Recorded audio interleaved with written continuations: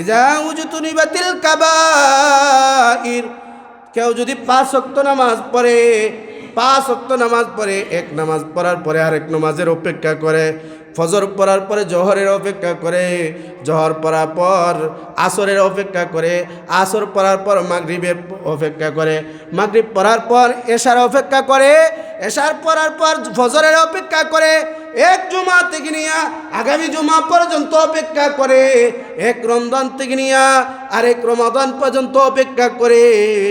আল্লাহর হাবিব বলেন কাফারাতুন, এভাবে যখনই নামাজ হয়ে যাবে তার সমস্ত গুনাহ খাতা আল্লাহ তাআলা মাফ করে দেন। বলেন না আল্লাহু আকবার।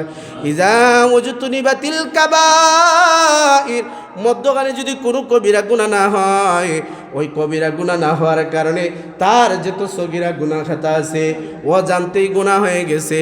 আল্লাহ তো গফফার, আল্লাহ তো গফুর, আল্লাহ তো রহমান, আল্লাহ তো রহিম, আল্লাহ তো করিম।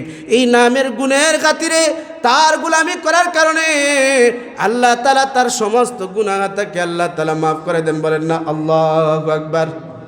আলহামদুলিল্লাহ নাহমাদুহু ওয়া নাস্তাঈনুহু ওয়া নাস্তাগফিরুহু ওয়া নু'মিনু বিহি ওয়া নাতাওয়াক্কালু আলাইহি ওয়া নাউযু বিল্লাহি মিন শুরুরি আনফুসিনা ওয়া মিন সাইয়্যাতি আ'মালিনা। من يهده الله فلا مضل له ومن يضلله فلا هادي له، ونشهد أن لا إله إلا الله وحده لا شريك له، ونشهد أن سيدنا ومولانا محمدا عبده ورسوله، أرسله الله بالحق بشيرا ونذيرا وداعيا إلى الله بإذنه وسراجا منيرا. أما بعد فقد قال الله تعالى في كلامه المجيد وفرقانه الحميد. أعوذ بالله من الشيطان الرجيم. بسم الله الرحمن الرحيم. قد أفلح المؤمنون الذين هم في صلاتهم خاشعون. وقال تعالى إن الصلاة تنهى عن الفحشاء والمنكر. وقال رسول الله صلى الله عليه وسلم أن تعبد الله كأنك تراه فإن لم تكن تراه فإنه يراك، أو كما قال عليه الصلاة والسلام. صلى الله على سيدنا ومولانا محمد وعلى آله وصحابه وسلم. صلى الله على سيدنا ومولانا محمد وعلى آله وصحابه وسلم. أستغفر الله إن الله غفور رحيم. أستغفر الله الذي لا إله إلا هو الحي القيوم وأتوب إليه. لا حول ولا قوة إلا بالله العلي العظيم. الحمد لله. আল্লাহ তাআলা একদম রমজানের সন্নিকটে শাবান আজকে 1 তারিখ, শাবানের আজকে 1 তারিখ। আল্লাহ তাআলা আমাদেরকে রমজান একদম কাছাকাছি দিয়েছে। এই সময় পর্যন্ত আল্লাহ তাআলা আমাদেরকে হায়াতে তৈয়বা দান করেছে। এজন্য মাহে রমজান সামনে আসতেছে, বরকতময় মাস চলতেছে। আল্লাহ তাআলার লক্ষ কোটি শুকর আদায় করি, সুজুদ আদায় করি, সকলে অন্তর থেকে বলি আলহামদুলিল্লাহ। আমি আপনাদের খিদমতে সূরা মুমিনুনের 1 নম্বর 2 নম্বর আয়াত তিলাওয়াত করেছি। গত শুক্রবারে আলোচনা চলছিল বেনামাজিদের অবস্থা কি। নামাজি মূলত 5 প্রকার। নামাজি কয় প্রকার? 5 প্রকার। নামাজি 5 প্রকার মূলত হইলে 3 প্রকার। 1 প্রকার পড়ে না, মধ্যখানে 1 প্রকার পড়ে মনোযোগ নাই। 3 নম্বরে নামাজ পড়ে তো আল্লাহ তাআলার সন্নিকটে চলে যায়। আল্লাহু আকবার। ওই 3 প্রকারেই আবার 5 প্রকার করা হয়েছে। 1 নম্বর প্রকার হইল সালাতুল মুনাফিকিন, যে তার যখন ওই সুযোগ হয় বিপদ পড়িয়া মাঝে মধ্যে পড়ে।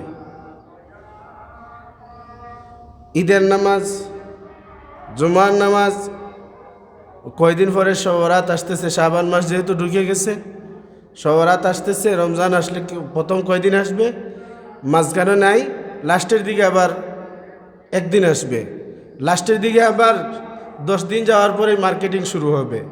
তো এই নামাজিদেরকে বলা হয় সালাতুল মুনাফিকিন। কি নামাজি বলা হয়? সালাতুল মুনাফিকিন। যে এই নামাজি সম্পর্কে আল্লাহ রাসূল সাল্লাল্লাহু আলাইহি ওয়াসাল্লাম বলেন, মান তারাকা সালাতা আমিদান আও ক্বালা মুতাআম্মিদান উলকিয়া ফিন্নার। আল্লাহর হাবিব মুহাম্মদ রাসূলুল্লাহ সাল্লাল্লাহু আলাইহি ওয়াসাল্লাম বলেন, যে ব্যক্তি ইচ্ছাকৃতভাবে নামাজ ছেড়ে দেয়, আল্লাহর হাবিব মুহাম্মদ রাসূলুল্লাহ বলেন তার ঠিকানা যেন সে জাহান্নাম বানিয়ে নিল। বলেন না নাউযুবিল্লাহ। আমরা তো জাহান্নামে যাওয়ার জন্য আল্লাহ তাআলা দুনিয়ার মধ্যে পাঠান নাই। আল্লাহ তো দুনিয়াতে আমাদেরকে জান্নাত দেখাই দুনিয়ার মধ্যে পাঠিয়ে দিয়েছেন কিছু পরীক্ষা করার জন্য। কারণ এই বেনামাজি যখন মারা যায়, তার মরণের সময় 3টা শাস্তি। একটা জিল্লতির মরণ হবে, অপদস্থ মরণ হবে। যখন ওই মরণ হবে দুনিয়ার মানুষ বলবে একটা কুকুর মারা গেছে, একটা নিকৃষ্ট প্রাণী মারা গেছে, এইটাকে সম্মানজনক না অপমানজনক? ওয়ায়ামুতু জুআ, যে ক্ষুধার্ত অবস্থায় মারা যাবে। দুনিয়ার সমস্ত সম্পদ তার হাতে, কিন্তু সবগুলা ভক্ষণ করার পর তার ক্ষুধা মিটবে না। 3 নম্বর ওয়ায়ামুতু আতশানা। 3 নম্বর যখনই মারা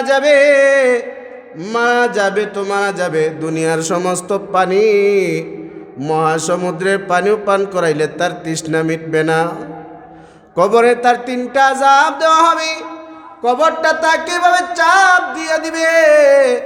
2 নম্বর কবরটাকে তার জাহান্নামের আগুন বানিয়ে দেওয়া হবে। 3 নম্বরে তার কবরটার মধ্যে একটা অজগর সাপ নিযুক্ত করা হবে, যেই সাপের চোখগুলা হবে আগুনের, নখগুলা হবে লোহার। আর এমন সাপ যখনই দংশন করবে, এক দংশনে 70 গজ নিচে তার চলে যাবে। এজন্য ভাই মুসলমান, আমরা সবাই ইমানদার, আমরা সবাই মা বাবার সূত্রে ইমানদার হইলাম। আল্লাহ তাআলা আমাদেরকে মুসলমানের একটা খতনা দিয়ে দিছেন। মুসলমান তো ওই সময় পাওয়া যায় যখন ওই তার মালিকের গোলামি করি, তখন ওই তার মুসলমানিত্ব পুরোপুরি পাওয়া যাবে, ঠিক কিনা? কারণ দুনিয়ার সব কিছুর একটা আলামত আছে। যখন এই নামাজের টাইম আসে, মুসলমানের একটা আলামত হইল আজান শোনার পর সাথে সাথে মসজিদে ঢুকবি, হাইয়া আলাস সালাহ,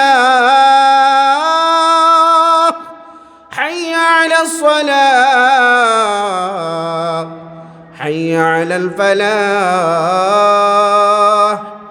আসো নামাজের দিকে, আসো কল্যাণের দিকে। যখন এই মানুষ চলাচল করে বাজার ঘাটে থাকে, কে মুসলমান কে হিন্দু কে বিধর্মী বোঝা যায় না। যখন এই মসজিদের মধ্যে আল্লাহ তাআলার পক্ষ থেকে মুয়াজ্জিন সাহেব ডাক দেন, আসো নামাজের দিকে, আসো কল্যাণের দিকে, তখন ওই মুসলমান অন্যদের সাথে আড্ডাবাজি করতে পারে না, অন্য জায়গায় কথাবার্তা বলতে পারে না। মুসলমান দিলের ভিতরে ইমান থাকলে সাথে সাথে মসজিদে আল্লাহর ডাকে সারা দিয়া মসজিদে প্রবেশ করবে, ঠিক কিনা? হাসর ময়দানে কঠিন অবস্থায় সেই দিন আপনি যখন ওই নামাজ পড়বেন না, নামাজ বদয়া করবে, ওগো আল্লাহ দুনিয়ার মধ্যে আমাকে কষ্ট দিয়েছে, আজকে তাকে 4 দিন না। আল্লাহর হাবিব বলেন, আউয়ালু মা ইউহাসাবু বিহিল আবদু ইয়াউমাল কিয়ামাতিস সালাহ ফাইন সালাহাত সালাহা সাইরু আমালিহি ওয়া ইন ফাসাদাত ফাসাদা সাইরু আমালিহি। আল্লাহ তাআলাও বলেন, আল্লাহর হাবিব বলেন, যে ব্যক্তি দুনিয়ার মধ্যে নামাজ পড়ে নাই, সর্বপ্রথম মানুষের হিসাব নেওয়া হবে নামাজের। যদি নামাজটা ভালো হয় তার সমস্ত আমল ভালো হবে, আর যদি নামাজটা তার নষ্ট হয় সমস্ত আমল তার নষ্ট হয়ে যাবে। এখন একটু চিন্তা করেন, দুনিয়ার যদি একটু কষ্টের মধ্যে আমরা পড়ি তখন পেরেশানি শেষ নাই, কার কাছে গিয়া শান্ত পাইব। এই ছুটাছুটি করি হাসরের ময়দানে এমন কঠিন অবস্থায়, যে অবস্থায় সূর্য আপনার আধা উপরে আসবে, নিচের মাটি থাকবে তামা। ওই সূর্য এখন গরমের সিজনে যখন ওই তাপমাত্রা 40-41 আসে, তখন আমরা 9,30,00,000 মাইল সূর্য থাকার পরে অস্থির হইয়া যায়। যেই সূর্যটা 70 গুণ প্রখরতা নিয়ে আসবে হাসরের ময়দানে, আসার পর একদম আধা উপরে আসবে, কখন এত কঠিন অবস্থা হবে, আমাদের কি অবস্থা হবে। এজন্য ওই হাসরের মাটির চিন্তা আমাদের মাথার ভিতরে ঢুকাইতে হবে যে আমি তো একদিন মারা যাইব, কবরে যাইতে হবে, হাসরের ময়দানে উঠতে হবে। এই জায়গায় লজ্জা পাওয়ার আগে আগে আল্লাহ তাআলার গোলামি করতে হবে। আল্লাহ তাআলার গোলামি কিভাবে? আল্লাহ তাআলা বলেন, তুমি যদি সফলকামী মুমিন হইতে চাও, قد أفلح المؤمنون, ওই ব্যক্তি তো সফলকামী মুমিন, ওই ব্যক্তি তো দুনিয়ার মধ্যে কামিয়াবি, আখিরাতে কামিয়াবি। কোন ব্যক্তি? আল্লাহ তাআলা বলেন, আল্লাযীনা হুম ফি সালাতিহিম খাশিউন, যারা নামাজের মধ্যে বিনয়ী। কারা? নামাজের মধ্যে যারা বিনয়ী। বিনয়ী কিভাবে? নামাজ পড়েও আবার নামাজের মধ্যে আল্লাহর হুকুম মানে, রসুলের তরিকা মানে। এজন্য 1 নম্বর নামাজি নামাজ পড়ে না, মাঝে মধ্যে সিজনি নামাজ। আমরা তো অনেকে অপেক্ষা করতেছি যে সামনে শোরাত আসতেছে, শোরাতে নামাজ দইরা নিব। অনেকে আবার বলতেছে, মনে মনে ভাবতেছে শোরাতের 1-2 দিন আগে মসজিদে যাইব, শোরাতের পরের দিন রোজা রাখবো, শেষ আবার প্রথম রোজার থেকে নামাজ ধরব। এই যে পরিকল্পনা, কোনো ইমানদারের এই পরিকল্পনা থাকতে পারে না, কারণ আমাদের তো 1 সেকেন্ডের ভরসা নাই।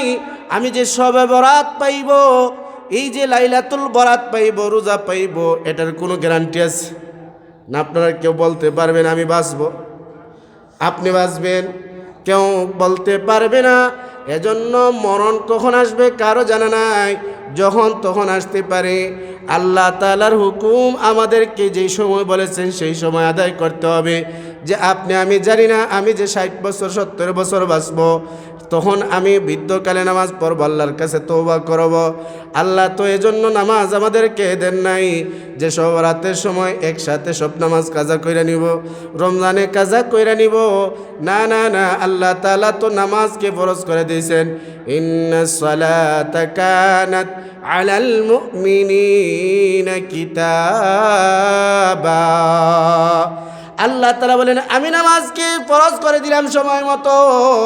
ফজরের নামাজ ফজরে পড়তে হবে, জোহরের নামাজ জোহরে পড়তে হবে, আসরের নামাজ আসরে পড়তে হবে, মাগরিবের নামাজ মাগরিবে পড়তে হবে, এশার নামাজ এশায় পড়তে হবে না, এশার নামাজ আমি ফজর পড়লাম, ফজরের নামাজ আমি আসরের সময় এসে কোনো সুরত 2 রাকাত পড়ে নিলাম, আবার আসরের নামাজ মাগরিব পড়লাম না, এশার তো এসে মসজিদে ঢুকিয়া আসর মাগরিব আদায় কইরা পরবর্তীতে আমি এশার নামাজে জামাতের সাথে দাঁড়াইলাম, কি হবে? নামাজ কাজা হবে।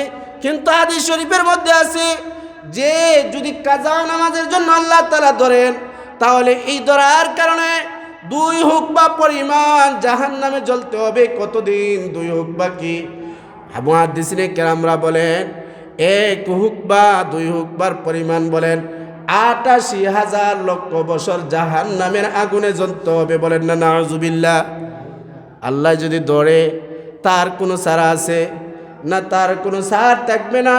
এজন্য কোন সাহায্যে আমি নামাজ কাজা করি, যে নামাজ কাজা করার কারণে 88 লক্ষ বছর জাহান্নামে জ্বলতে হবে, আর না পড়লেই তো জাহান্নাম নিশ্চিত হইয়া যায়। কত লক্ষ বছর জাহান্নামে জ্বলতে হবে এটা একমাত্র আল্লাহ তাআলা ভালো জানেন। এজন্য জাহান্নামের দুনিয়ার সামান্য আগুনের তাপমাত্রা যদি আমরা সহ্য করতে পারি নাই, এই হাসরের ময়দানে আমাদের এত কঠিন অবস্থা হবে, সেই সময় আমাদের কিভাবে সহ্য করব? আর জাহান্নামের আগুন কিভাবে সহ্য করব? একটু চিন্তা করেন। দুনিয়ার সামান্য যদি আগুনের তাপমাত্রা এই শীতের সময়, আগেরকার মানুষই কি যে আগুন ধরায় খের দেয়া, তো আগুন সামনে যাইতো, শীত লাগতো না করিয়া। এখন তো এইগুলো দেখা যায় না। তো সামান্য যদি একটা এই যে খেরের এই বাদা খেতার যদি একটা স্ফুলঙ্গা ইয়ে শরীরে পরে তো হুক করে ওঠে কি না? তো সামান্য শীতের দিনের আগুন অল্প পড়ার পরে যদি ছমকিয়ে ওঠে যে আমার শরীর পুড়ে গেল, তো এখান থেকে আমাদের ভাবতে হবে জাহান্নামের আগুন 3000 বছর জ্বালানি যে কালো ছাই হয়ে গেছে, ওই আগুনের মধ্যে আমাদেরকে পড়তে হবে। আল্লাহর গোলামি না করার কারণে, আল্লাহর হুকুম নামাজ না মানার কারণে, রসুলের তরিকা অনুযায়ী না চলার কারণে তখন আমাদের কি অবস্থা হবে একটা বার তো ভাবতে হবে, ঠিক কিনা? এজন্য নামাজ নিয়ে অবহেলা করা যাবে না। খলিফাতুল মুসলিমিন ওমর রাদিয়াল্লাহু তাআলা আনহু যখন খলিফা হইলেন, সর্বপ্রথম একটা সমস্ত গভর্নরদের কাছে চিঠি পাঠাইলেন, ইন্না হাম্মা উমুরিকুম ইনদিস সালাহ ফামান হাফিজাহা ওয়া হাফাযা আলাইহা হাফিজা দীনুহু ওয়া মান দায়্যাহা ফাহুয়া লিমা সিওয়াহা আদিয়া। আল্লাহর পয়গম্বরের, আল্লাহর হাবিবের সাহাবী উমর রাদিয়াল্লাহু তাআলা আনহু যখন খলিফা হইলেন, সমস্ত গভর্নরদের কাছে একটা চিঠি পাঠাইলেন, আমার কাছে সবচাইতে গুরুত্বপূর্ণ, তোমার গভর্নরের কাছ থেকেও বেশি গুরুত্বপূর্ণ আমার কাছে নামাজ। তোমার কাছ চাইতেও আমার গুরুত্বপূর্ণ হইল নামাজ। তুমি আগে নামাজ পড়বা। তুমি যদি নামাজকে হেফাজত করো তাহলে দিনকে হেফাজত করে নিলা, আর তুমি যদি নামাজকে হেফাজত না করো তাহলে তুমি দিনের কোনো কাজকে হেফাজত করতে পারবা না। তুমি গভর্নরের দায়িত্ব পালন করবা, তুমি গভর্নরের দায়িত্ব পালন করতে গিয়া নামাজকে ফৌত করে দিবা, নামাজকে তুমি পরবর্তীতে পড়বা, এটা কখনো হইতে পারে না। এই গভর্নরের কাজ চাইতে 1000 কোটি গুণ তোমার কাছ থেকে 1000 কোটি গুণ দামি হইল নামাজ। একজন খলিফাতুল মুসলিমিন একজন গভর্নরকে বলতেছেন যে তোমার কাছে আমাদের বাংলাদেশের চাইতো এক একটা গভর্নর হাউস, এত বিশাল এলাকা নিয়ে এক একটা গভর্নর মালিক ছিলেন। গভর্নর এক একটা দেশের সাম্রাজ্যের মালিক ছিলেন। এক একটা সাম্রাজ্যের, আমাদের দেশ চাইতে বড় দেশ একটা, যে গভর্নর এক একটা এলাকা, এত বড় এলাকার গভর্নর ছিলেন। তাদের কাছে চিঠি পাঠাইলেন যে আমার কাছে সবচাইতে মূল্যবান নামাজ। তুমি যদি নামাজকে হেফাজত করো সব কিছুকে হেফাজত করতে পারবা, তুমি যদি নামাজকে হেফাজত করো না তাহলে তুমি অন্য কাজকে হেফাজত করতে পারবা না। বলেন না আল্লাহু আকবার। আর আমাদের দেশে কি স্কুল কলেজে নামাজের কোনো সিস্টেম নাই, পর্দার কোনো সিস্টেম নাই। পর্দা কইরা গেলে তাকে কলেজ থেকে বাহির কইরা দেয়, ঠিক কিনা? এটা কি মুসলমানের কোনো রীতিনীতির মধ্যে পড়ে? এজন্য যদি এই শান্তি আমাদের ফিরে আসতে চায় তাহলে ইসলামকে প্রতিষ্ঠা করতে হবে। তাহলে গভর্নরের হাত থেকে সংসদ থেকে নামাজের জায়গায় জায়গায় তাকিদ করা হবে। এই নামাজের যখনই সংসদ থেকে তাকিদ করা হবে, প্রত্যেকের দিলের ভিতরে একদিকে থাকবে আল্লাহর ভয়, অন্যদিকে থাকবে প্রশাসনের ভয়। তখন মানুষ কিছু না কিছু হইলেও আল্লাহ ওয়ালা হয়ে যাবে, ঠিক কিনা? এজন্য আমরা কাকে কোন জায়গায় বসাই? এই যদি খলিফাতুল মুসলিমিন উমর রাদিয়াল্লাহু তাআলার মতো একজন আমাদের খলিফা হয়, তো এদের জন্য কাকে বানাইতে হবে? একজন আল্লাহওয়ালাকে দেখিয়া, ঠিক কিনা? তাহলে চিঠি যাইবে জায়গায় জায়গায়, ইউনিয়নে, পরিষদে পরিষদে, থানায় থানায়, যে আগে নামাজ তারপরে ডিউটি, আগে নামাজ তারপরে তোমার এই কাজ, আগে নামাজ তারপরে তোমার সেই কাজ, আগে নামাজ তারপরে তোমার ফ্যামিলি। তখনই নামাজের প্রতি মানুষ উৎসাহিত হবে। যখন এই নামাজই হবে, আল্লাহ তাআলা বলেন, যখন এই পরিপূর্ণ প্রাণওয়ালা বরকতওয়ালা নামাজি হবে, তখন ওই মানুষ গুনাহ থেকে বাঁচবে, ঠিক কিনা?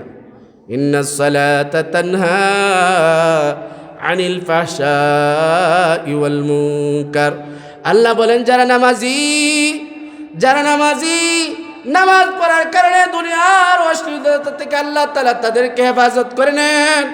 এজন্য এবার আসেন, প্রথম নম্বর নামাজি মাঝে মধ্যে মন চাইলে নামাজ পড়ে, এই নামাজিকে বলা হয় যে সালাতুল মুনাফিকিন। মুনাফিকরাও আল্লাহর ভয়ে নামাজ পড়তো না। যে মুসলমানরা সাহাবায়ে কেরাম বলবেন যে ও তো নামাজে আসলো না, ও তো মুনাফিক। ওই মুনাফিকের দফতরে যাতে মানুষের চোখের মধ্যে যাতে মুনাফিক না পড়ে, এর কারণে সে নামাজ পড়তো। আল্লাহ রসুলকে ধোঁকা দিত, সাহাবায়ে কেরামকে ধোঁকা দিত, আল্লাহকে ধোঁকা দিত। ওই ধোঁকাবাজের নামাজ হইল সালাতুল মুনাফিকিন। 2 নম্বরে সালাতুল গাফিলিন, যারা অলসতা করিয়া নামাজ পড়ে। প্রাণওয়ালা নামাজ না, জানওয়ালা নামাজ না, বরকতওয়ালা নামাজ না, সুন্নতওয়ালা নামাজ না, মন গড়া মতো নামাজ পড়ে। এই নামাজকে বলা হয় সালাতুল গাফিলিন। কিভাবে? নামাজ 5 ওয়াক্তই পড়ে, কিন্তু প্রাণওয়ালা না, জানওয়ালা না, বরকতওয়ালা না, নূরওয়ালা না। নামাজ পড়ে ঠিক, কিন্তু নামাজের মধ্যে আল্লাহর হুকুম নাই, রসুলের তরিকা নাই। এই নামাজ পড়ার পরেও আল্লাহ তাআলা শাস্তির মধ্যে গ্রেফতার হয়ে যাবে। এই নামাজ সম্পর্কে হাদিসে আল্লাহ রাসূল বলেন, দাইয়াকাল্লাহু কামা দাইয়াতানি।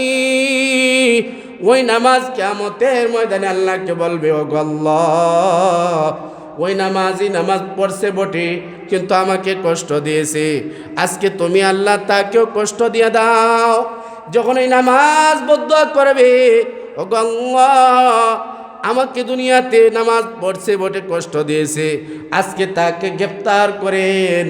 আল্লাহ তাআলা সাথে সাথে তার সুপারিশকে কবুল করিয়া তাকে গ্রেফতার করবেন। এখন আমরা কি ধরা খাইতে চাই? আমরা তো নামাজ পড়ি, রুকু ঠিক নাই, রুকুর মধ্যে কোনো সূরা যায়, এক তাসবিহ পড়তে পারি না। রুকুর থেকে যখন এই কওমার মধ্যে দাঁড়াইয়া মিনিমাম 1 তাসবিহ পরিমাণ দাঁড়াইতে হবে। এটা হইল ফরজ, এটা হইল ওয়াজিব। এটা কি? এটা হইল ওয়াজিব। এটা যদি আমরা করি না, তাহলে নামাজ কি হবে? এটা কি নামাজ হবে? নামাজ হবে না। দেখা যায় রুকু থেকে ওঠার আগে আবার সেজদায় চলে যায়। তো নামাজ হইল কোত্থেকে? নামাজ পড়লাম আমি কষ্ট করিয়া, ওযু কইরা আসলাম, বাড়ি থেকে আসলাম 10 মিনিটে হাঁটিয়া, কিন্তু হাঁটার পরে কষ্ট করলাম কষ্টের জায়গায়, কিন্তু নামাজ আবার হইল না।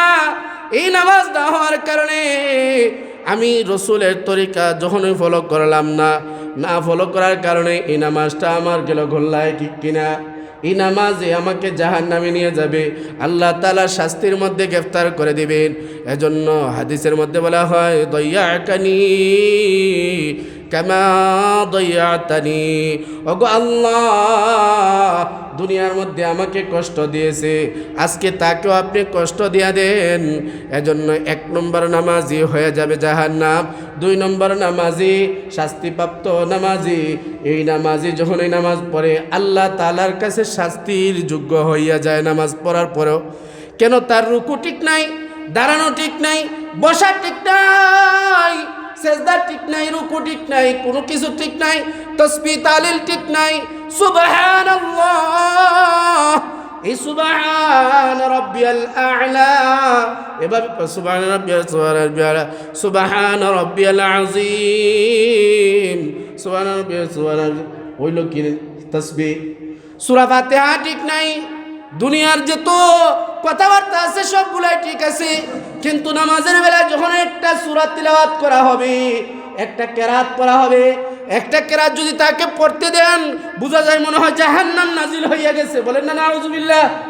একটা তাসবিহ যখন পড়তে দেওয়া হয় বোঝা যায় জাহান্নাম অবতারিত হইয়া গেছে। এজন্য নামাজে যখন দাঁড়াইতে হবে তাসবিহ তাহলিলগুলো আমাদের ঠিক রাখতে হবে, তাসবিহ তাহলিল ঠিক রেখে কেরাতগুলো আমাদের ঠিক রাখতে হবে। আমরা তো অনেকে তাশাহুদ জানি না, দুরূদ শরীফও জানি না, দোয়ায়ে মাসুরাও জানি না, পারি সবাই, মানে সবাই খুব কুশলে পারি, আমরা সুন্দর করে পারি না। এগুলো আমাদেরকে চেষ্টা করতে হবে। চেষ্টা যদি করা হয়, কোরআন তেলাওয়াতের যদি চেষ্টা করা হয়, আয়েশা সিদ্দিকা রাদিয়াল্লাহু তাআলা আনহা বলেন, কেউ যদি চেষ্টা করে তাহলে আল্লাহ তাআলা তাকে দ্বিগুণ সওয়াব দিয়ে দেন। কেমন সওয়াব? এক গুণ হইল তার কষ্টের জন্য, আরেক গুণ হইল তার চেষ্টা করার কারণে, বাঙ্গিয়া বাঙ্গিয়া পড়ার কারণে 2 গুণ সওয়াব দেওয়া হয়। আর যদি পারদর্শী হয়, পারদর্শী হওয়ার কারণে আল্লাহ তাআলা তাকে জান্নাতে দিবেন, সম্মানীজনক ফেরেশতাদের সাথে ইনভাইট করিয়া করিয়া তাকে জান্নাতে প্রবেশ করাইয়া দেওয়া হবে। বলেন না আল্লাহু আকবার। তে 2 নম্বরে নামাজ আল্লাহ তাআলার কাছে শাস্তিপ্রাপ্ত নামাজি। 3 নম্বর নামাজি যখনই নামাজে দাঁড়ায়, নামাজে দাঁড়ানোর কারণে শয়তান তার মনটা নিয়ে যায়। 2 নম্বর নামাজি কি গাফিল করে মন নিয়া। 3 নম্বর নামাজি যখনই নামাজে দাঁড়ায় তখন একটা ট্রেনিং গ্রহণ করে। কি ট্রেনিং? নামাজের 2টা দিক, একটা হলো বাহ্যিক দিক, আরেকটা হলো আধ্যাত্মিক দিক। বাহ্যিক দিক কিভাবে? আল্লাহ রসুল কিভাবে হাত পাচ্ছেন, আল্লাহ রসুল কিভাবে দাঁড়াইছেন, আল্লাহ রসুল কিভাবে রুকু করছেন, আল্লাহ রসুল কিভাবে সেজদা করেছেন, এটা হলো বাহ্যিক দিক। আর বিতর্ক তো কিভাবে ভয়ে দাঁড়াইতে হয়, এটা হলো আধ্যাত্মিক দিক। এই 2 দিকের দিকে যখন ফলো করবে, আল্লাহকে ভয় করবে, শয়তান বারবার মন নিয়ে যায়। তুমি তোমার দোকানের কথা চিন্তা করো, তুমি তোমার ব্যবসার কথা চিন্তা করো, তোমার সন্তান না লন্ডনে আছে তার কথা চিন্তা করো, তোমার অমুকটা লন্ডনে আছে, অমুক তমুকটা বাহির ওই জায়গার মধ্যে আছে, তোমার অমুকটা অসুস্থ, তোমার ওই জিনিসটা ওই জন্য নিয়ে গেছে। ওই যে শয়তান মন নিয়ে যায়, ও মন নেওয়ার পরে যখনই মন আনতে পারে না তখন এ হয় 2 নম্বর নামাজি, গাফিলিন নামাজি, শাস্তিপ্রাপ্ত নামাজি। আর যখন ওই শয়তান বারবার নেওয়ার পরে সে ট্রেনিং করে যে আল্লাহ তো আমাকে দেখতেছেন, ওই বই নিয়ে যখন ওই নামাজে দাঁড়ায় শয়তান নিয়ে যায়, নিয়ে যাওয়ার পরে আবার তার মনটাকে ফিরাইয়া নিয়ে আসে। ফিরাইয়া নেওয়া আসার কারণে আল্লাহ তাআলা তার নামাজকে সওয়াবের কারণ বানিয়ে দেন। এই নামাজকে তাকে কমার যোগ্য বানিয়ে দেন। এই নামাজকে বলা হয় সালাতুল মাগফুরিন। ওই নামাজ তার জন্য ক্ষমা হয়ে যায়, ওই নামাজ তার জন্য জান্নাতের উসিলা হয়ে যায়। শয়তান বারবার নিয়ে যায়, সে বারবার বলে আমি তো আল্লাহকে দেখতেছি, আমি যেহেতু আল্লাহকে দেখি নাই, আল্লাহ তো আমাকে দেখতেছেন। এই ভয়টা নিয়ে যখন নামাজে দাঁড়ায়, আল্লাহর হাবিব হাদিসের মধ্যে বলেন তা'বুদাল্লাহ কান্নাকা তারাহু ফাইন লাম তাকুন তারাহু ফাইন্নাহু ইয়ারাক। আল্লাহর হাবিব বলেন যখন তুমি কোনো ইবাদতের মধ্যে থাকবা, তুমি যেন আল্লাহকে দেখো। কাকে দেখো? আল্লাহকে দেখো। যেহেতু আমাদের চর্মচক্ষু দ্বারা আল্লাহকে দেখি নাই, আল্লাহ তো আমাদেরকে দেখতেছেন। আল্লাহ যেহেতু আমাদেরকে দেখতেছেন, এই মনোভাব যখন আনবো, শয়তান বারবার যদি আমার মন নিয়েও যায়, আমি রুকুর মধ্যে আল্লাহকে ভয় করি, সেজদার মধ্যে আল্লাহকে ভয় করি, বসার মধ্যে আল্লাহকে ভয় করি, দাঁড়ানো অবস্থায় আল্লাহকে ভয় করি। এই ভয়ের কারণে আমার নামাজ আমার জন্য মাগফিরাতের কারণ হয়ে যায়। ওই নামাজকে বলা হয় সালাতুল মাগফুরিন। ওই নামাজ কেমন ক্ষমাযোগ্য হয়ে যায়।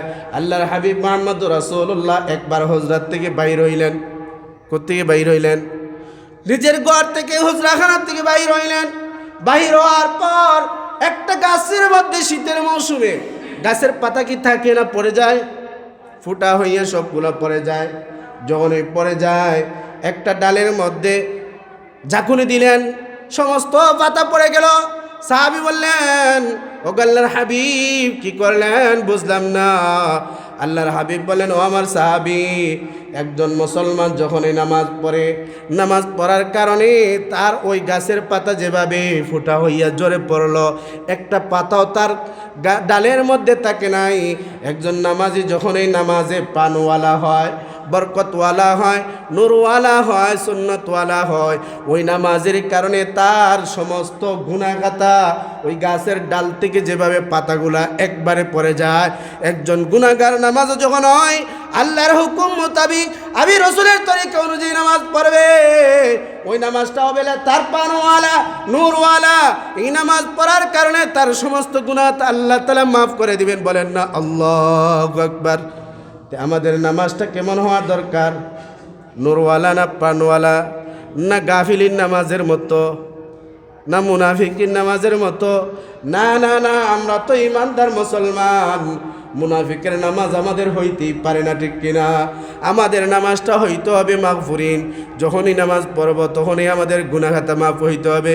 আল্লাহর হাবিব মুহাম্মদ রাসূলুল্লাহ বলেন সাহাবায়ে কেরামদেরকে যে কেউ যদি এখান থেকে তার বাড়িতে যায় আর 5টা নহর থাকে, 5টা নহরের মধ্যে 5 বার গোসল করলো তার বাড়িতে পৌঁছার আগ পর্যন্ত, তাহলে তার কি শরীরের মধ্যে কোনো ময়লা থাকবে? সাহাবায়ে কেরাম বললেন, ইয়া রাসূলুল্লাহ, তার শরীরে তো কোনো ময়লা থাকতে পারে না।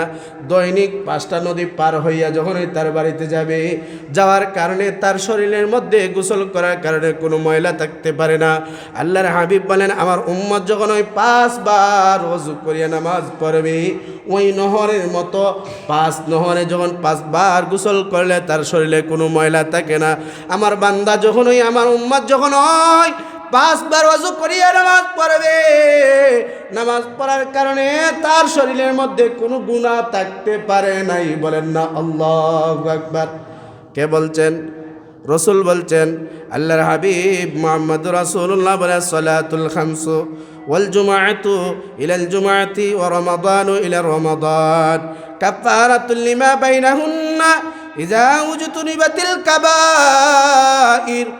কেউ যদি 5 ওয়াক্ত নামাজ পড়ে, 5 ওয়াক্ত নামাজ পড়ে, এক নামাজ পড়ার পরে আরেক নামাজের অপেক্ষা করে, ফজর পড়ার পরে জোহরের অপেক্ষা করে, জোহর পড়ার পর আসরের অপেক্ষা করে, আসর পড়ার পর মাগরিবের অপেক্ষা করে, মাগরিব পড়ার পর এশার অপেক্ষা করে, এশার পড়ার পর ফজরের অপেক্ষা করে, এক জুমা থেকে নিয়ে আগামী জুমা পর্যন্ত অপেক্ষা করে, এক রমজান থেকে নিয়ে আরেক রমাদান পর্যন্ত অপেক্ষা করে।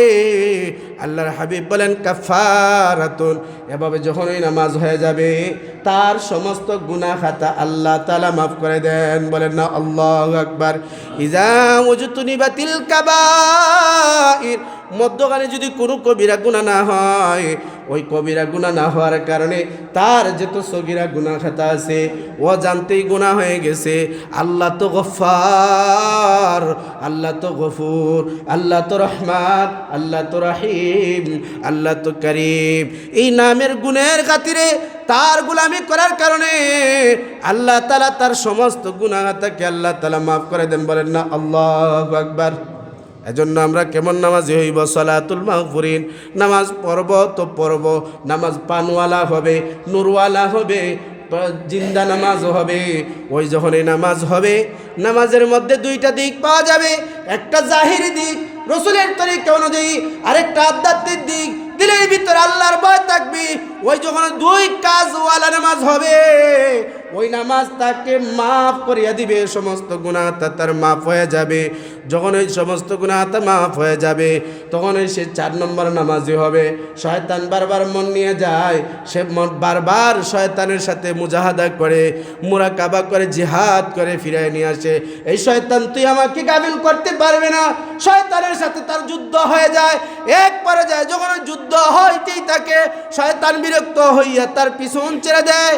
পিছন যখন ছেড়ে দেয়, সে শুরু থেকে নিয়ে শেষ পর্যন্ত এমন নামাজ পড়ে, নামাজ পড়ার কারণে আল্লাহ তাআলা বলেন, ওই নামাজি ওয়ালা জান্নাতি। বলেন না আল্লাহু আকবার। আল্লাহর হাবিব বলেন মিফতাহুল জান্নাতিস সালাহ, ওই নামাজ তার জান্নাতের চাবি হয়ে যায়, ওই নামাজ তাকে জান্নাতে নেওয়ার জন্য কারণ হয়ে যায়। নামাজ পড়ে আর সব হইতেই থাকে, নামাজ পড়ে আর সব হইতেই থাকে, নামাজ পড়ে আর সব হইতেই থাকে। কেন? 4 নম্বর নামাজি সলাতুল আউলিয়া, যেটা আউলিয়া ওলি আউলাদের নামাজ, যে তারা নামাজের শুরু থেকে নিয়েই এমনভাবে নামাজ পড়ে শয়তান তাকে ধোঁকা দিতে পারে না। শয়তান আসার পর সে বলে আমি তো আল্লাহকে দেখতেছি, আল্লাহকে যেহেতু আমি দেখি নাই আমাকে তো আল্লাহ দেখতেছে। এই যে কৌশলটা করলো না শয়তানের সাথে, শয়তান একসময় বিরক্ত হইয়া বলে তাকে আর আমি ফিরাইতে পারবো না। ওই নামাজিকে নামাজিওয়ালা বলা হয়, সওয়াবওয়ালা নামাজি, সব প্রাপ্ত নামাজি, সালাতুল আউলিয়া, একে বলা হয় সব প্রাপ্ত নামাজি। আল্লাহর নৈকট্য প্রাপ্ত, আল্লাহর প্রদত্ত গুনাহ থেকে মাফ, গুনাহ আবার গুনাহ তো মাফই মাফ, সব দেওয়া দেয়, আবার ওই নামাজে জান্নাতের সার্টিফিকেট দেওয়া দেয়। আমরা অনেক সময় প্রশ্ন করি যে অমুকে তো 5 ওয়াক্ত নামাজ পড়ে কিন্তু আবার গুনাহ করে, চুরি করে, ডাকাতি করে, ছিনতাই করে, সুদ খায়, ঘুষ খায়, সবগুলা করে কেন? আল্লাহ তাআলা বলে ইন্নাস সালাতা তানহা আনিল ফাহশাই ওয়াল মুনকার।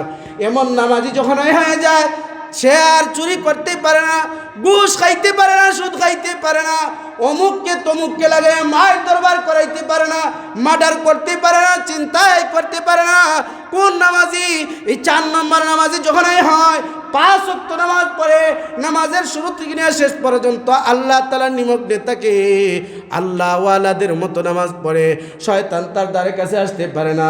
ওই নামাজি যখন এই নামাজিওয়ালা হয়, অন্যের সাথে মাইল লাগানির চিন্তা করে না, অন্যের হক নষ্ট করার চিন্তা করে না, চুরির চিন্তা করে না, ডাকাতির চিন্তা করে না, তখনই সে এমন ওয়ালা হয়, আল্লাহওয়ালা হয়ে যায়, সালাতুল আউলিয়া হয়ে যায়।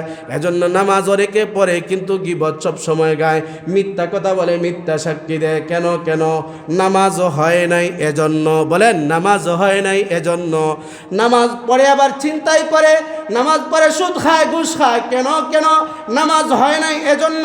যখনই নামাজ হয় তখনই নামাজ যে তার সমস্ত গুনাহগাতা মাফ হয়ে যায়। ওই নামাজ যখন হয়ে যায় তখন তাকে আল্লাহ তাআলা সওয়াব দিয়া দেয়। ওই নামাজ যখনই হয়ে যায় নূরওয়ালা, পানওয়ালা, ওই নামাজের কারণে আল্লাহ তাআলা তাকে আল্লাহ তাআলার ওলি বানায় দেয়। ওই নামাজি যখনই হয়ে যায় আল্লাহ তাআলা জান্নাতের সার্টিফিকেট দিয়া দেয়। বলেন না আল্লাহু আকবার। আমরা কয় নম্বর নামাজি হইব? কথা বলেন। 1 নম্বর তো পড়েই না, 2 নম্বরও পড়ে না, 3 নম্বরের মধ্যে আমরা থাকতে হবে যে শয়তান নিয়ে যায় আমি আল্লাহকে ভয় করিয়া নামাজের মধ্যে আমার মন নিয়ে আসবো। এইভাবে যখনই আমি নামাজ পড়ব তখন 4 নম্বর দপ্তরে আমি উঠতে পারবো। নামাজ পরবতে আমি মজা পাইব, নামাজ পরবতে শয়তান আর ধোঁকা দিতে পারবে না, নামাজ পরবতে গুনাহগাতা মাফ হবে, সাথে আল্লাহ তাআলা সওয়াব দিয়ে দিবেন, সাথে আরেকটা জান্নাতের সার্টিফিকেটের চাবি দেওয়া হবে। বলেন না আল্লাহু আকবার। 5 নম্বর নামাজি যখন এই নামাজে দাঁড়ায় তখন ডাইরেক্ট আল্লাহর সাথে কথাবার্তা হয়ে যায়। কেমন করে? আব্দুল্লাহ ইবনে মাসউদ রাদিয়াল্লাহু তাআলা বলেন বান্দার আল্লাহর মধ্যখানে একটা পর্দা থাকে। কেমন পর্দা? পর্দার আড়ালে আল্লাহ, পর্দার ওইদিকে বান্দা। যখন এই নামাজিওয়ালা 4 নম্বর নামাজি হয়ে যায়, 5 নম্বর নামাজি হবে, আল্লাহর সাথে কথা হবে। একটা বাক্য আমরা সবসময় চলে আসসালাতু মি'রাজুল মুমিনিন, বান্দার জন্য নামাজই হলো মেরাজ। আল্লাহর হাবিব তার কাছে গিয়ে আল্লাহকে দেখিয়ে আসছেন, আল্লাহর সাথে কথা বলছেন সরাসরি। আমাদের জন্য নামাজে এই সেজদা হইল আল্লাহর সাথে কথা বলার জায়গা, ঠিক কিনা? নামাজই হলো আল্লাহর সাথে কথা বলার জায়গা, নামাজই হলো আল্লাহর সাথে সাক্ষাতের জায়গা। ওই নামাজে যখনই দাঁড়ায় আব্দুল্লাহ ইবনে মাসউদ বলেন বান্দা আর আল্লাহর মধ্যে পর্দা সরায় দেন। বান্দা যখনই দাঁড়ায় আল্লাহু আকবার, তখন এই দুনিয়ার সব কিছু তার জন্য হারাম হয়ে যায়। হাদিস শরীফের মধ্যে আছে আসসালাতু তাকবীরু হাত্তা তাহরিমু ওয়া তাসলিলু হাত্তা তাহলিলু। যখন আল্লাহু আকবার বলে বান্দা, দুনিয়ার সব কিছু তার জন্য হারাম হয়ে যায়। আবার যখন নামাজের শেষ পর্যায়ে গিয়ে সালাম ফিরায়, তখন এই যা কিছুকে হারাম করছিল ওই সবগুলাকে আবার আল্লাহ তাআলা আগের মতো হালাল করে দেন। বলেন না আল্লাহু আকবার। নামাজে দাঁড়াইয়া সব কিছুকে ভুলিয়া যায়, আল্লাহর সাথে ডাইরেক্ট কথা হয়ে যায়। আল্লাহু আকবার বলেন। আল্লাহ বলেন আমার বরত্ব প্রকাশ করে যখনই আপনি সানা পড়েন, আল্লাহ তাআলার হামদ প্রশংসা করেন, আল্লাহ তো খুশি হয়ে যান। তখন আপনি আউযুবিল্লাহ বিসমিল্লাহ পড়িয়া যখন সূরা ফাতিহা শুরু করেন, আলহামদুলিল্লাহি রাব্বিল আলামিন, আল্লাহ জবাবে বলেন হামিদানি আবদি, আমার বান্দা আমার প্রশংসা করতেছে। আপনি যখনই বলেন আর রহমানির রহিম, আল্লাহ বলেন আসনা আলাইয়া আবদি, আমার বান্দা আমার মহত্ব প্রকাশ করতেছে। আপনি যখন বলেন মালিক ইয়াউমিদ্দিন, বান্দা আল্লাহ বলেন মাজ্জাদানি আবদি, আল্লাহ বলেন আমার বান্দা আমার বরত্ব প্রকাশ করতেছে। বান্দা তখন বলে ইয়াকা না'বুদু ওয়া ইয়াকা নাস্তাঈন, আল্লাহ বলেন এই জায়গার মধ্যে আবদি মা সাআল, আল্লাহ বলেন হাযা বাইনা ওয়া বাইনা আবদি, আমার বান্দা এই আয়াতের মধ্যে এক অংশে আমার ইবাদত করে আরেক অংশে আমার কাছে সাহায্য চায়। আল্লাহ তাআলা বলেন ও বান্দা তুমি আমার কাছে সাহায্য চাও। কি ধরনের সাহায্য? আমরা হইলে বলতাম আমার তো ঘর নাই বাড়ি নাই, আমার একটা ঘর হয়ে যাক, 5 তলা বিল্ডিং বাড়ি হয়ে যাক, আমার জন্য সম্পদের অট্টাল হয়ে যাক। আল্লাহ বলেন আমার বান্দার তো দিমাগ একদম ছোটো ছোটো জিনিস চাইবে, এটা আমি চাই না। আল্লাহ তাআলা শিখিয়ে দেন। আল্লাহ বলেন ও বান্দা তুমি আমার কাছে চাও, ইহদিনাস সিরাতাল মুস্তাকিম, তুমি আমার কাছে চাও এমন রাস্তা যেই রাস্তা দিয়ে তুমি হাঁটলে জান্নাতে যাইতে পারো। দুনিয়ার 5 তলা বিল্ডিং নয়, 10 তলা বিল্ডিং নয়, 200 তলা বিল্ডিং নয়। তুমি যখন এই জান্নাতে যাইবা এক একটা আয়াত পড়বা 6636 আয়াত সম্ভবত, ওই আয়াত পর্যন্ত এক একটা আয়াত পড়বা, এক একটা তালা তুমি অতিক্রম করবা, ওই জান্নাতের মেহমান তোমাকে আমি বানিয়ে দিব। তুমি চাও ইহদিনা, হেদায়েতের রাস্তা চাও। যখন আমি চাইলাম ইহদিনা সিরাতাল মুস্তাকিম, ওগো আল্লাহ আমাকে হেদায়েতের রাস্তা দেখায় দাও। আল্লাহ তাআলা বলেন তুমি এমন ভাবে চাইছো, তুমি চাও। আল্লাহ বলেন ওয়া মাইয়ুতিল্লাহ ওয়া রাসূলা ফাউলাইকা মা'আল্লাযীনা আন'আমা আল্লাহু আলাইহিম মিনান নাবিয়্যিনা ওয়াস-সিদ্দীকিনা ওয়াশ-শুহাদা'i ওয়াস-সালিহিন। তুমি আমার কাছে চাইবা, আমার গোলামি করবা, আমার রাসূলের আনুগত্য করবা, তাহলে তোমাকে আমি সবগুলাই দিয়ে দিলাম। তুমি সিদ্দিকগণের রাস্তায় চলবা, শহীদগণের রাস্তায় চলবা, নবীদের রাস্তায় চলবা, সালিহদের রাস্তায় চলবা, এই 4 রাস্তায় চলবা। আমি তোমাকে সব দিয়ে দিলাম। তোমাকে যারা হেদায়েত প্রাপ্ত হয়েছে, নিয়ামত প্রাপ্ত হয়েছে, নিয়ামত প্রাপ্তদের অন্তর্ভুক্ত বানিয়ে দিলাম। আর ইহুদি খ্রিস্টান যারা গুমরাহ ওয়ালাদ-দাল্লিন গায়রিল মাগদুবি আলাইহিম ওয়ালাদ-দাল্লিন, ইহুদি খ্রিস্টান যারা গুমরাহ তাদের থেকে আমি আল্লাহ তাআলা তুমি মান্নাকে হেফাজত করিয়া ওই জান্নাতের মেহমান বানিয়ে দিলাম। কেমন করিয়া? তুমি কোরআন শরীফের শুরু থেকে নিয়ে আলিফ লাম মিম মিনাল জিন্নাতি ওয়ান নাস, এই কোরআনের সমস্ত কিছু তুমি আমল করবা, তাহলে আমি তোমাকে জান্নাতের রাস্তায় উঠাই দিলাম। কেমন জান্নাত? জান্নাতুল ফেরদাউস। কেমন জান্নাত? 6636 আয়াত পড়বা, এক একটা তালা অতিক্রম করবা, ওই জান্নাতের মেহমান তোমাকে বানিয়ে দেব। বলেন না আল্লাহু আকবার।